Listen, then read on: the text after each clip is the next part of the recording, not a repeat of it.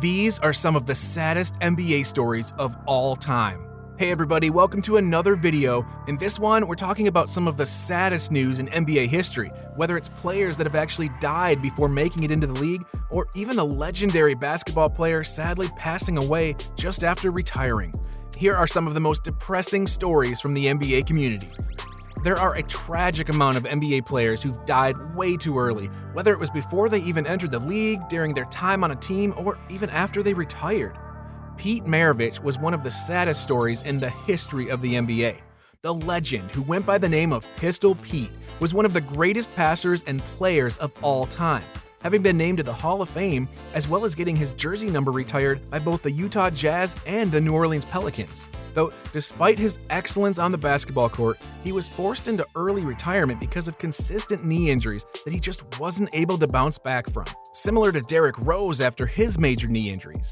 A few years had passed since he retired, and he was getting himself on the court once again to play a quick pickup game of basketball at a church somewhere out in California. Right in the middle of the game, he just collapsed and was rushed to the hospital where he eventually passed away. He was so young that a lot of people were heartbroken about the incident and were kind of wondering what in the world even happened to cause that collapse in the first place. But it was reported that he was born with a rare congenital defect where he didn't have a left coronary artery. This caused his right coronary artery to compensate for the lack of a left one, and it was forced to do all the heavy lifting in his body. This in turn made it swell up as he grew older, and it became ridiculously enlarged at the time of his collapse. Maravich will be immortalized forever in the Hall of Fame, as well as in the rafters of a few stadiums. Sometimes you can even feel his presence on the court in today's NBA, with a lot of younger players being inspired by his play on the court and modeling themselves after the legend. Sometimes it still doesn't even feel real that he passed away like that, but the world will continue to mourn his passing, just like Drazen Petrovic. Drazen Petrovic wasn't just any NBA player. He was actually the main factor for European players being able to get themselves into the NBA in the first place. Petrovic started playing basketball while he was in Europe and was an absolute star in the making when he was on the floor. So much so that in 1989, he paved a way to get into the league. Throughout his time in the NBA, Drazen was one of the greatest shooters in the league and is actually still one of the best of all time. Fast forward just 4 years into his NBA career, and he was involved in just a horrific car crash in the summer of 1993 when he was only 28 years old, coming off of one of his best statistical seasons. Sadly, he passed away shortly afterwards. The accident didn't even take place in America. He'd recently made a trip over to Germany to meet up with his national team and was heading back to wherever he was staying when the fatal accident took place. The Brooklyn Nets took their opportunity to immortalize him in their franchise history by retiring his jersey just a few weeks after the fact. Without Petrovic, there are a ton of current superstars that are from out of the country who we may not have been able to watch had he not been the star he was when joining the league. Petrovic will always be remembered in league history, and for good reason. Not often do we see a guy so influential enter and leave the league so early on in their careers. The next player we're going to talk about wasn't even able to touch the floor for an NBA team before something tragic happened to him. We're talking about Len Bias here, and oh my gosh, was this man just a beast in college. He was so good that there were scouts comparing him to the legendary Michael Jordan and claiming that he was going to be the closest player to Jordan that we'll ever see in our lives.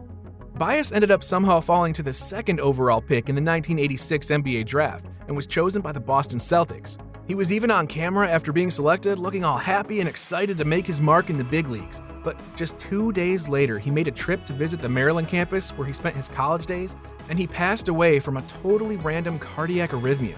After being taken to the hospital, doctors realized that the whole situation was caused by a cocaine overdose, something that obviously could have been avoided had he just not taken the drugs at all.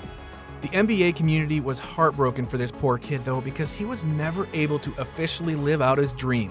But to honor him, Maryland inducted him into their Hall of Fame for being excellent throughout his college days, and the Boston Celtics even retired his jersey even though he never got to play a game for the team. In fact, he never even met with the coaches and other players before he died.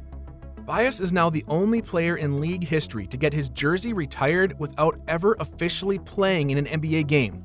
This should be a lesson though to all those younger athletes out there. Don't do drugs, or it can end up coming back to bite you in the worst moments. Kind of like what happened to Eddie Griffin. He was one of the best players in history in college, being touted as the next great NBA player to reach the league. though he was going through personal issues that not many people were able to help with. While he was fantastic on the court, off the court, he was struggling. He was initially drafted to the Houston Rockets and played amazing on the floor, but had far too many problems with alcoholism, which resulted in the team moving on from him. Griffin did take this as a sign and entered rehab during the 2003 NBA season, missing the whole year, but it ended up being worth it as the Minnesota Timberwolves took a chance on him to try and get his career back on track. But he got himself into a car accident while being drunk, and the team released him almost immediately. Fast forward a few years to 2007, and Griffin's off-the-court behavior tragically led to his death, shocking the entire NBA community. He was driving his car down the road and completely ignored a railroad warning. He went straight through the barrier and onto the tracks, where he was hit by a moving train.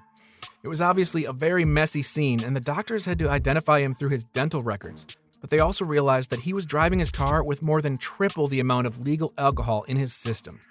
There were quite a few people out there in his personal life and in the league that did everything they could to try and help Griffin get his life back together, but it just never seemed to be enough. Griffin was just going through so much up in his own head that he wasn't able to battle through it, and he died at just 25 years of age. And finally, we get to the tragic death of Kobe Bryant.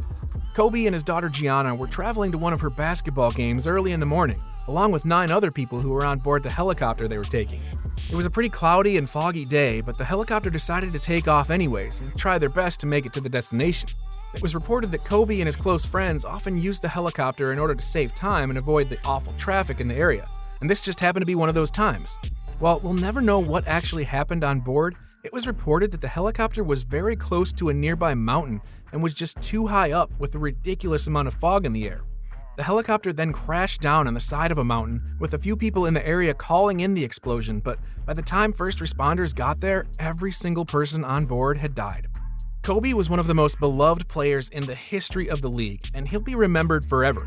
Not only did he make an award-winning animated short film that won him an Oscar, but he was also the coach of his daughter's youth basketball team at the Mamba Sports Academy. In the NBA, he was able to score 33,643 points over his entire career and never played for any team other than the Los Angeles Lakers. In 20 long years with the team, he was named to the All-Star game 18 times and was even able to win 5 championships with the Lakers. 3 of them were with big man Shaquille O'Neal, and 2 more were with Pau Gasol. But Bryant was even focused and locked in defensively as well. He was named to the All-Defensive Team 12 times and picked up an MVP, 2 scoring championships, and 4 All-Star Game MVP awards. You can look up stats and accomplishments about Kobe Bryant pretty much all day and keep finding new and relevant information about just how great of a player he was on the court and how great of a person he was off the court. His legacy now lives on with his wife Vanessa and his 3 daughters. The crash took place in early 2020, yet the effects of him truly being gone are still being felt worldwide. Even other athletes like Shaq and LeBron James have come out and spoken about how heartbroken they were over the incident, and that Kobe was just such a big inspiration to them while they were playing the game they love. Kobe Bryant will forever be missed, and he should be immortalized in Lakers history and even in the Hall of Fame. If you enjoyed this video, then make sure to check out the next video that appears on your screen.